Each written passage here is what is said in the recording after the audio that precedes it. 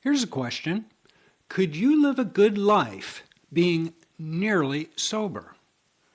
That's not a term I had ever used, not in medical school, and not in 40 years of practicing medicine, not in nearly 3 decades of sobriety. But a commenter on this channel introduced it to me, nearly sober. And I'll tell you my immediate reaction, rejection. Not analysis, not curiosity, just resistance. Because it collided head-on with something I believed to be true. Now, earlier in my life, that's where the conversation would have ended.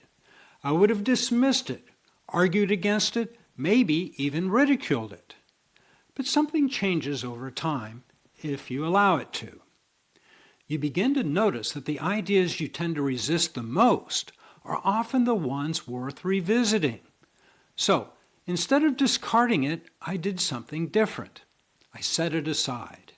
And I came back to it later, because I've learned something the hard way.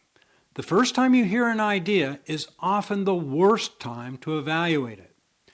You're too reactive, you're too emotional, too invested in defending what you already believe. But if you revisit it later, when the emotional charge has faded, you can sometimes see something that you missed. And that's what happened here. So let's take the idea seriously. What would it mean to be nearly sober? At first glance, it sounds like a rationalization, a softer version of the idea of control, a rebranding of moderation.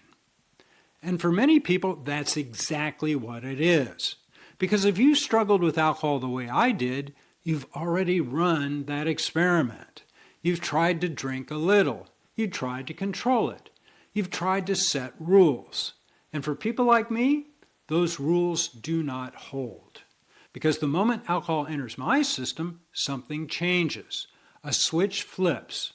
A craving awakens. And more importantly, the ability to resist that craving begins to erode. Not immediately and not dramatically, but predictably. And over time, that leads back to the same dark place. More drinking, more consequences, and more loss of control. So from that standpoint, the idea of being nearly sober doesn't work, at least not for me. But here's where things started to shift, because if I'm honest, completely honest, the definition of sobriety is not as clean as we pretend that it is. We like to say sobriety means no chemicals, but that's not true. I drink coffee every morning. I take ibuprofen after a long run. If I have a headache, I'll take acetaminophen without a second thought. So I am not chemically pure, and probably neither are you. So now we have a problem. Because if sobriety means no chemicals, then almost no one qualifies. And if sobriety simply means no alcohol, then we run into another issue. Because I've met people who don't drink alcohol, but are deeply addicted to other substances that are destroying them. And I don't think anyone would call that sobriety. So now we're forced into a more nuanced question. What are we actually aiming for? And this is where the concept of nearly sober becomes useful. Not as a destination, but as a lens. Because it forces us to ask a better question. What defines a good life? Is it the absence of all chemicals, or is it something else? Let me tell you what my life looked like 30 years ago. It was defined by a cycle. I would drink. I would promise myself to control it. I would lose control. I would regret it. And I would promise to stop. And then I would repeat that process over and over again. Even when I wasn't drinking, I was thinking about drinking, trying to control it, trying to avoid it, trying to negotiate with it. My life became a struggle, an endurance contest. And I thought that alcohol was the problem. But here's what I eventually came to understand. Alcohol wasn't the problem. It was my solution. A flawed solution, but a solution nonetheless. It was how I managed discomfort, stress, anxiety, boredom. a sense of meaninglessness. Alcohol worked until it didn't. And when I removed alcohol, something interesting happened. Some things improved, but the struggle didn't disappear because the underlying problem was still there.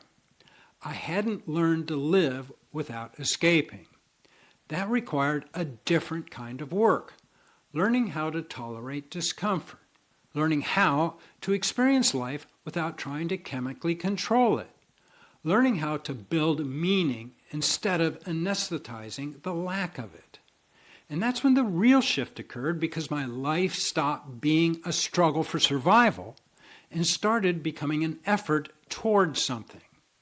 There's a difference there, a profound difference. Struggle is reactive. It's exhausting. It's driven by avoidance and resistance. But effort is different. It's directed. It's meaningful. It builds something. And that, to me, is the definition of recovery. Not the absence of substances, but the absence of that internal war. So now let's get back to the idea of being nearly sober. Are there people who can occasionally drink and live functional, meaningful lives? The answer is yes. Millions of people do so. There are individuals who do not experience the same craving, the loss of control, the same progressive pattern. And for them, alcohol may not be a central problem. But here's the other side of that. For people like me and many others, even a small amount of alcohol triggers something that is fundamentally incompatible with a good, meaningful, enjoyable life. Not immediately, but predictably. So the question is not, can someone be nearly sober? The question is, what happens to you when you use a substance? Does it create a craving? Does it erode control? Does it pull your life into a pattern of struggle? If the answer is yes, then the concept of nearly sober becomes dangerous because it gives a name to something that doesn't work. But if the answer is no, then perhaps that person lives in a different relationship with these substances. And recognizing that, for me, requires a bit of humility. Because one of the easiest mistakes that I make is assuming my experience is universal. It isn't. But here's the key point. Regardless of where you fall on that spectrum, the goal is the same, a good life. A life not dominated by craving, not defined by struggle, not organized around the pursuit or avoidance of a substance.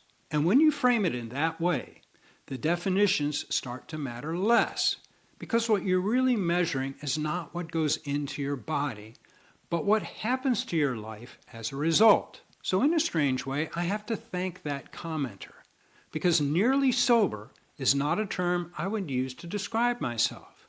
But it forced me to clarify something much more important, that recovery is not about chemical purity. It's about freedom. Freedom from compulsion. Freedom from that cycle. Freedom to build a life that is actually worth living. And if you're early in this process, or just even thinking about it, I would offer you this. Pay attention to the ideas you resist. Not all of them are correct, but some of them contain something useful, and if you're willing to revisit them, you may find that they change how you see everything. If you've reached a point where alcohol is taking more from you than it is giving, then stopping is clearly the way forward. To help you accomplish this, I have created a 90-day sobriety survival kit. It helps you reassess your relationship with alcohol and offers practical advice for reaching that important 90-day milestone. Additionally, if you're still struggling to understand whether alcohol has become such a problem, I have a free downloadable checklist that will help you objectively answer that important question. I've left links to both in the description below. If this resonated with you, please subscribe, like, and most importantly, comment below. Also, why not check out this video about 13 danger signs that alcohol may in fact be taking over your life. Remember, giving up alcohol doesn't mean giving up anything real. It means opening the door to the life you deserve. I'm Dr. Donald Crow, and I'll see you in the next one.